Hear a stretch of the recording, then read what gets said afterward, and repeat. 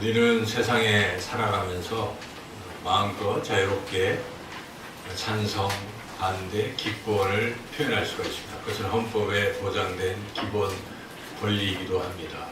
세상은 그렇게 늘 그런 것에 의해서 발전합니다. 어떤 철학자는 정반, 합에서 계속 역사는 그렇게 발전하는 것이라고 말합니다. 옳은 말입니다.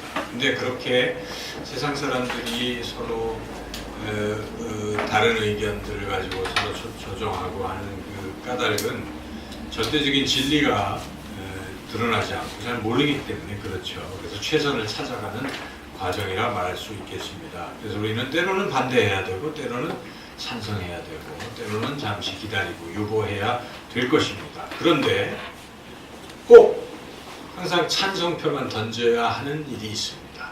여러분 어떤 일이라고 생각하십니까? 하나님의 일입니다. 하나님이 하시는 하나님의 역사에 대해서 우리 인간은 항상 찬성하는 그런 삶을 살아야 된다는 것입니다. 하나님이 행하시는 그 일에 우리는 늘 동역자로 가야 되는 것입니다. 하나님이 하시는 일을 우리는 돕는 사람들의 입장이 되어야 합니다. 근데 안타깝게도 하나님께서 어떤 일을 하실 때에 사람들의 반응은 크게 세 가지로 나뉠 수가 있어요. 하나님이 하시는 일에 동역자, 돕는 사람들이 있는가 하면 그 일을 그냥 지켜보는 사람이 있고 또 어떤 사람은 하나님의 일을 반대하는 이제 그러한 태도를 취할 수가 있습니다. 오늘 성경 본문 말씀은 이제 그런 것을 우리에게 잘 드러내 주고 있습니다. 여러분들이 복음서를 읽어보시면 그런 게 드러나 있습니다. 그래서 마치 복음서는 한편의 드라마와 같습니다. 극과 같아요. 여러분이 연극을 보면 어떻습니까? 연극에는 주인공이 있죠. 주인공을 따라가는 주인공 편에 선 사람들이 있고 또 주인공을 반대하는 사람들이 있고 그냥 중간 지대에 있는 사람들이 등장하는 거예요. 그래서 그 연극, 그 드라마가 재밌는 것은 그런 그 사람들끼리 갈등이 보여지는 것이고 그리고 우리가 보는 사람은 항상 어느 편에 서 있습니까? 주인공 편에 옳은 일 쪽에 서 있기 때문에 그대로 되기를 바라는데 자꾸 다른 일들이 일어날 때 빨리 저게 해결되고 결국 그런 갈등이 해결되는 순간 우리는 카타르시스를 느끼고 야 재밌다 하는 것입니다. 또 아직 해결이 안 될 때는 막 다음에 또 보고 싶고 어떻게 될까 빨리 해결이 될 텐데 그것이 일종의 연극인 것이죠. 인생이 연극은 아니지만 또 하나님의 말씀이 연극은 아니지만은 성경에 있는 저자들은 이런 하나님의 말씀을 이제 그렇게 조금은 우리에게 흥미진진하게 알려주시려고 다소 그런 부분적으로 이렇게 설명하고 구성을 한 것입니다. 특별히 마가복음이 굉장히 그런 색채가 짙어요. 우리가 알고 있는 마가복음이 그런데 이 마가복음은 일종의 산막구조라고 할 정도로 드라마의 요소를 많이 갖고 있습니다. 여러분들이 잘 관찰해서 읽어보시면 처음에는 갈릴리에서 예수님 활동한 사역만 나와요. 원래 예수님이 사역하실 때는 어땠을까요?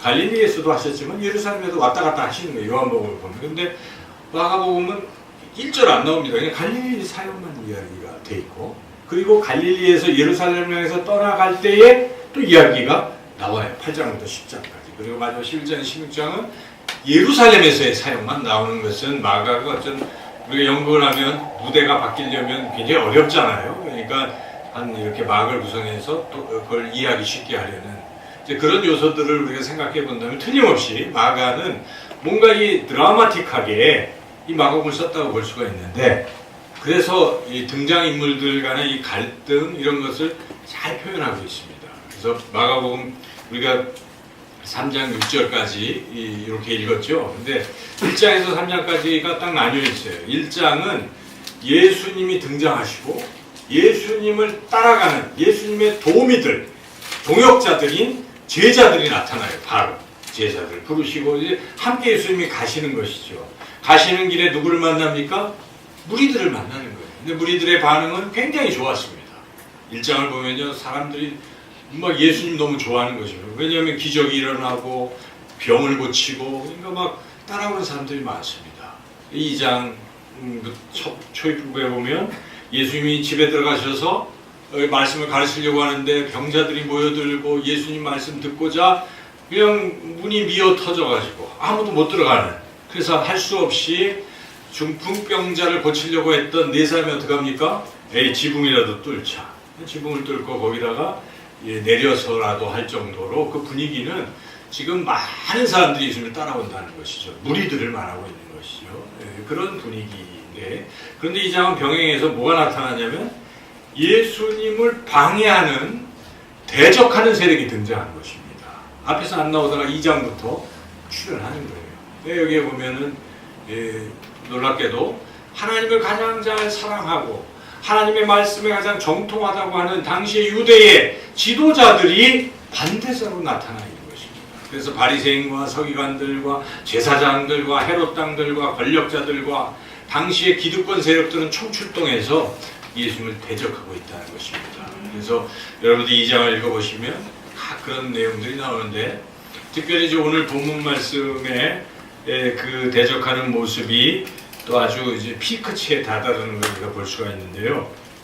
여기는 이슈가 안식일입니다. 23절부터 3장 6절은 시작이 벌써 안식일이죠. 안식일. 안식일. 이제 안식일 23절에, 그리고 3장 2절에도 안식일에 뭐 이렇게 안식일이라는 것을 가지고 엮여 있습니다. 그래서 안식일에 예수님이 어떻게 하는가를 보는 거예요. 근데 이 안식일은 유대인들이 굉장히 중요하게 여깁니다. 우리도 주일을 중요하게 여기죠. 여러분, 주일이 너무나 중요하지 않습니까?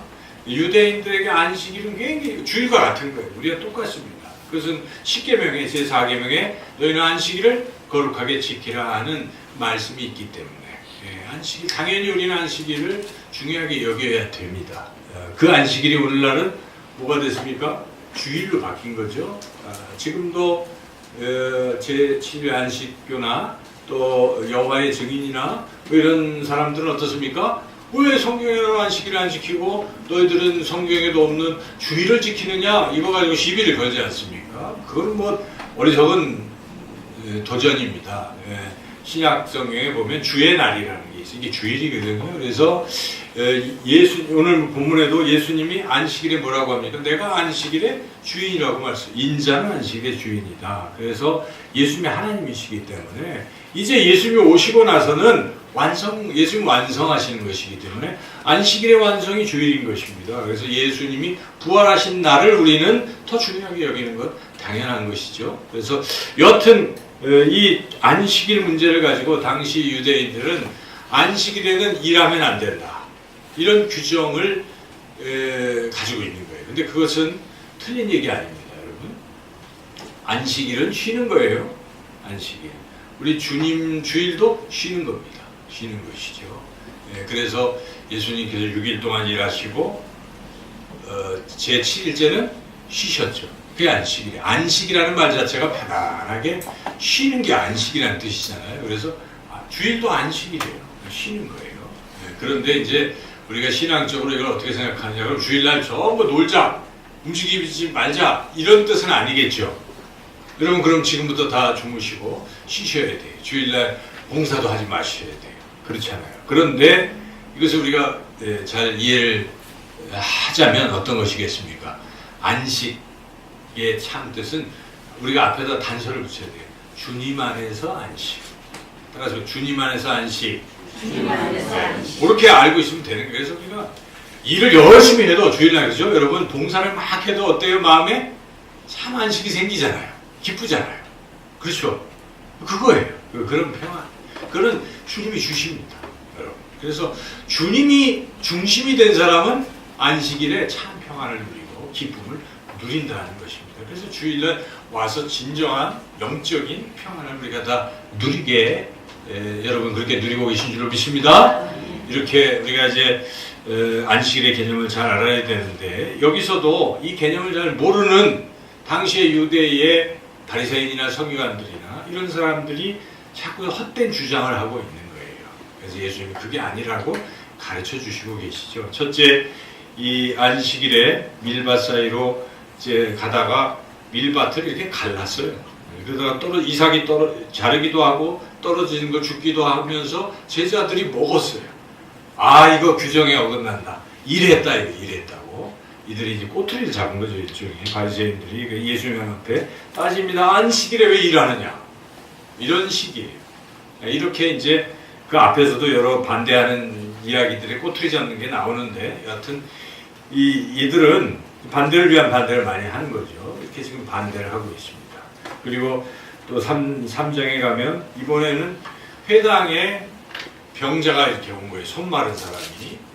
그런데 요 고치면 또 거론해 고발을 해야지.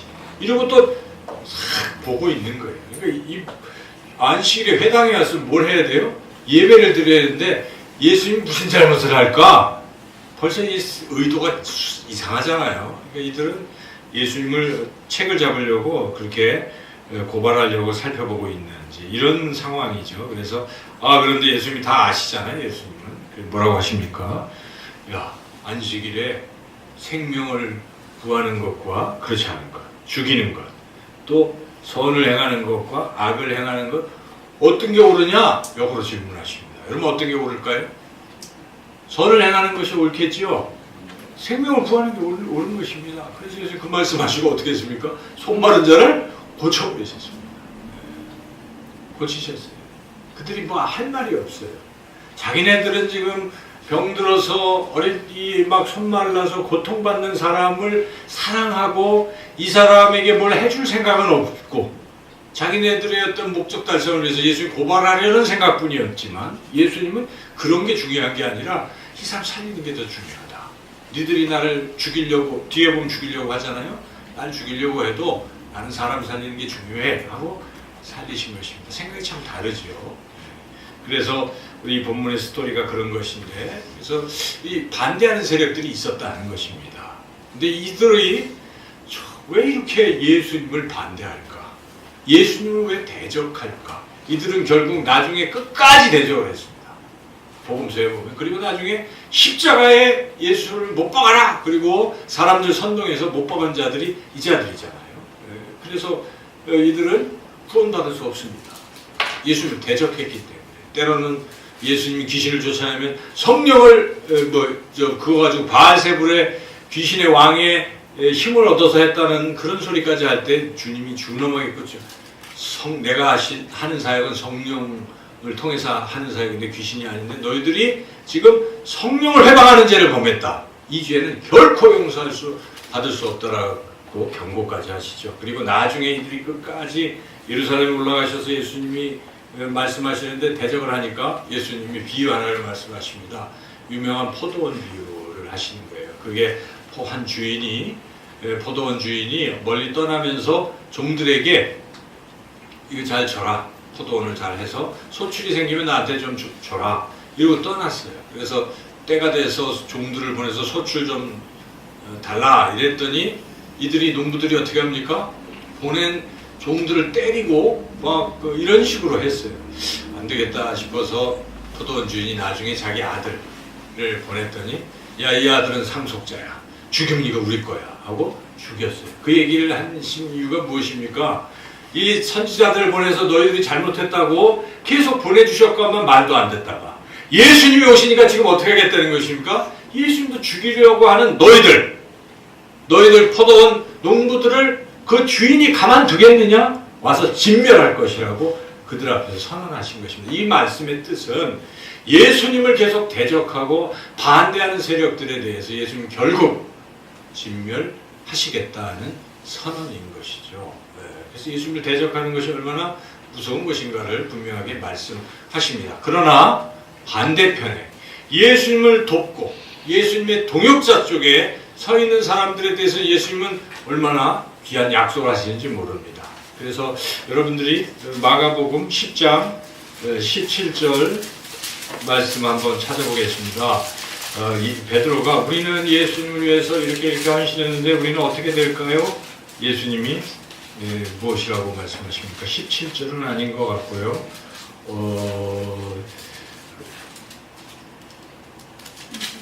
25절 아니죠. 9절입니다. 28절, 31절까지 우리 같이 한번 28절에 31절 말씀 읽어보겠습니다. 베드로가 여짜와 이르되 보소서 우리가 모든 것을 버리고 주를 따랐나이다. 예수께서 이르시되 내가 진실로 너에게 이르노니 나와 복음을 위하여 집이나 형제나 자매나 어머니나 아버지나 자식이나 전토를 벌인 자는 현세에 있어 집과 형제와 자매와 어머니와 자식과 전토를 100배나 받되 박해를 겸하여 받고 내세에 영생을 받지 못할 자가 없느니라. 거기까지 읽겠습니다. 네, 그렇습니다. 우리가 예수님을 믿고 따라가는 길에는 박해가 있어요. 우리가 고난이 있습니다. 십자가. 그러나 고난으로 끝나는 건 아닙니다. 우리가 가는 길에 성령이 우리와 함께 하시고 하나님이 함께 하셔서 그 길을 이기게 하신다는 것입니다. 여러분 사도행전 읽어보십시오. 얼마나 핍박과 박해가 있습니까? 그러나 승리하는 모습을 우리 보지 않습니까? 주님이 우리와 함께 하셔서 우리를 승리할 수 있습니다. 주님 따라가는 길은 힘들어도 항상 승리가 있기 때문에 우리가 기뻐하면서 따라갈 수가 있는 것이죠. 이렇게 우리 예수님께서 예수님을 따르는 사람들, 예수님의 제자들에게는 이런 놀라운 복을 주신다는 것입니다. 여러분 예수님을 따라가면서 어떠한 복을 받아 누리고 계십니까? 환경이 좋아지셨습니까? 그럴 수도 있어요. 네. 근데 환경이 안 좋아졌어요. 근데 예수님 믿는 사람들은 어떻습니까? 안 좋아도 소망이 있어요. 아직은 때가 아닌가 봐. 조금 지나면 될 거야. 이러잖아요, 여러분. 그리고 기도하고 나가잖아요. 그 기도한 힘이 있습니다. 예수님 믿는 사람. 왜냐하면 과거에 그랬기 때문에.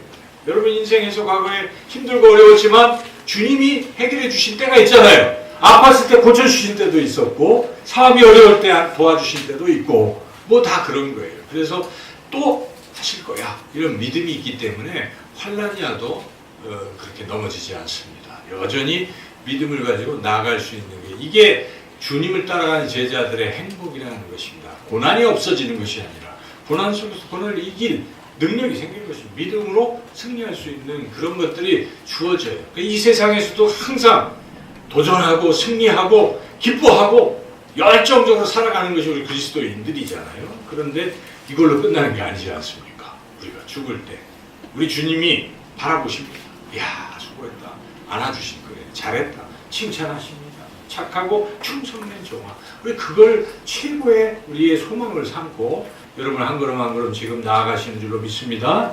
이렇게 주님의 제자로 가는 길은 정말 행복한 길인 것이죠. 그런데 또 우리가 여기서 주의해야 될 게 있다는 것입니다. 주님의 제자로 가는 길에서 때로는 우리가 실수할 수도 있어요. 실수 없는 사람이 어디 있겠어요. 여러분 예수님의 가장 수제자 베드로가 실수한 장면을 우리가 알죠. 이 성경에 그래서 진리입니다. 그런 얘기도 그대로 기록되어 있어요. 좋은 얘기만 싹 했으면 그럴 텐데 실패도 나와요. 베드로의 실패 얘기가 나오지 않습니까? 베드로가 예수님이 너희는 나를 누구를 아느냐 뭐라고 대답합니까? 주는 그리스도시요 살아계신 하나님의 아들이십니다. 이야 아요나 시몬아 내가 복이 있도다. 네가 그렇게 참 바른 말을 했구나 하고 막 너의 반석 위에 내가 교회 세울게. 예수님이 그렇게 말씀하시잖아요. 그야말로 축복하시고 참 그런 아주 훌륭한 베드로잖아요. 그래서 예수님이 드디어 때가 됐구나. 이렇게 베드로의 믿음이 성장했으니 내가 얘기할 바로 진리를 얘기해야 되겠구나. 얘들아 내가 이제 십자가에 죽을 거다. 사흘 만에 부활할 거야. 바로 예수님 오신 목적을 얘기했어요. 처음으로. 그랬더니 베드로가 뭐라고 합니까? 막 화를 내면서 원래 본문의 뜻은 화를 내면서 그냥 그림 없어서 하고 막 항변하고 가로막고 난리가 나는 것입니다. 그때 예수님께서 베드로를 보고 꾸짖습니다. 사탄아 물러가라. 사랑하는 제자지만 지금 사탄에 씌어서 하고 있기 때문에 사탄아 물러가라 이렇게 말씀하시는 거예요. 그러니까 베드로가 그 실수에 빠졌어요. 우리도 신앙생활 할 때 실수에 빠질 수가 있어요. 아닌 사람이 어디 있겠어요. 빠집니다. 근데 우리가 빠지지 말고 주님 제자의 길을 잘 가면 얼마나 좋겠습니까? 그래서 우리가 이 본문 말씀을 잘 묵상하면서 어떻게 하면 우리가 실수하지 않고 주님을 잘 따라가는 제자의 길로 갈 수 있을까? 이 대적자들을 반대로 뒤집어서 생각하면 되는 거예요. 대적자들이 왜 그렇게 자꾸 그런 식으로 했을까? 가장 중요한 거는요. 자기 것을 내려놓지 않기 때문에 그렇습니다. 여러분, 자기 것을 내려놓지 아니하면 예수님 따라가기 참 어렵습니다. 그것은 지금 여기에 등장하는 서기관, 이 바리새인, 종교 지도자들은 가진 것도 많아요. 지식도 많습니다. 성경에 대해서 그 누구보다 자신만만합니다. 다 알고 있어요. 이런 사람들이. 그리고 그걸 기반으로 지금 종교적인 지위를 다 갖고 있는 것입니다.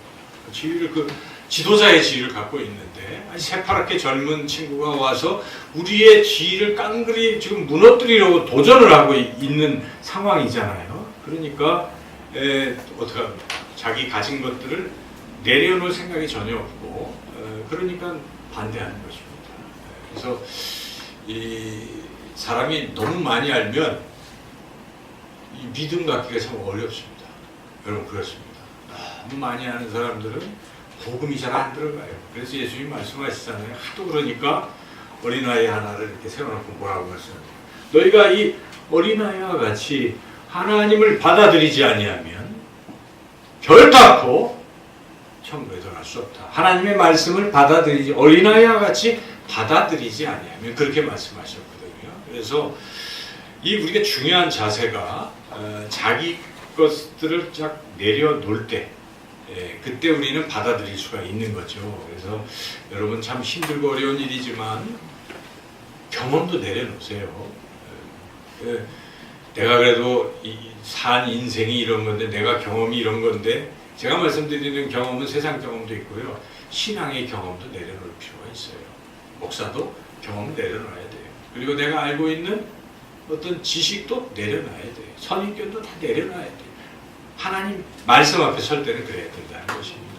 말씀이면 그냥 말씀을 받아들여야 되는데, 말씀을 받아들이기 직전에 내 생각에 꽉 차 있으면 이걸 판단만 해요. 지금 예수님이 와서 진리의 말씀 메시지를 막 선포하고 계신데, 인자가 죄사함 권한을 받았느니라, 내가 죄사함의 권세를 가졌느니라, 인자는 안식일의 주인이라 막 이렇게 선포하시는데 자기들이 가진 생각이 아니기 때문에 못 받아들이잖아요. 그걸 탁 내려놓고, 아, 드디어 때가 됐구나, 메시아가 오셨구나, 이렇게 깨달으려고 하면 지금까지 자기네들이 갖고 있던 지식을 내려놨어야 되는데 못 내려놓으니까 그렇다는 것입니다. 우리가 여기서 귀중한 진리를 얻는 것입니다. 우리 가지고 있는 이런 생각들, 사실 저는 이 말씀 목사님, 우리가 알면 얼마나 알아요? 목사도 알면 얼마나 알겠어요? 늘 겸손해야 돼요. 그래서 나는 아무것도 아니구나, 이렇게 될 때 우리 진리를 받아들일 수가 있어요. 예수님을 우리는 따라갈 수가 있습니다. 사도 바울이 그래서, 사도 바울만큼 구약에 정통한 사람이 어디 있겠어요? 율법, 가말리알의 그 아주 수제자, 석학이에요, 당시 석학. 근데 바울이 그 딱 분토만도 못하게 이렇게 버린 거예요. 그리고 갈라디아서 2장 20절에 내가 그리스도와 함께 십자가에 못 박혀 죽었나니 이제는 내가 사는 것이 아니요라고 선언하지 않습니까? 자기는 죽었다는 것입니다. 과거의 경험과 과거의 지식과 이 모든 것은 다 죽었다고 선언할 수 있어야 됩니다. 그게 그리스도인이에요. 예수를 믿는다는 것이 무엇입니까? 과거의 것들을 다 죽이고 시작하는 것입니다. 주님 안에서 나는 죽고 예수는 살고, 이것이 그 그리스도인인 것이죠. 그래서 그러한 자세를 갖지 아니하면 우리는 실수하기 쉬워요. 때로는 열심히 해요. 심지어 교회에서도 우리가 열심히 할 수 있잖아요. 나도 몰라요. 난 열심히 했을 뿐인데, 알고 보니까 베드로가 예수님이 하시는 십자가의 길을 가로막고 있었다는 것입니다. 그럴 수도 있어요. 나도 모르는 거예요. 모르는 사이에. 그래서 우리가 그런 실수와 이 잘못을 범하지 않으려면 철저히 내가 죽는 훈련부터 신앙에서는 그게 굉장히 필요합니다. 신앙의 기본은 내가 죽는 것입니다. 그럴 때 두 번째, 은혜가 물밀듯이 몰려오는 것입니다. 성령으로 나의 모든 헛된 것들이 태워지고 죽을 때, 그리고 주님의 말씀이 막 들어오기 시작해요. 여러분, 자신이 죽어보십시오. 하나님의 말씀이 불성이처럼 달게 느껴집니다. 진리의 말씀이 내 안에 자꾸 들어온다는 것입니다. 두 번째는 이제는 들을 때에 귀를 확 열고 겸손한 마음으로 받아들이면, 어린아이와 같이 받아들이면 드디어 나의 믿음이 성장하고, 그리고 주님이 하시는 그런 동역자의 삶을 살게 될 줄로 믿습니다. 우리 모두 그렇게 예수님을 따라가는 참된 제자의 길을 걸어가시기를 주님의 이름으로 축원합니다.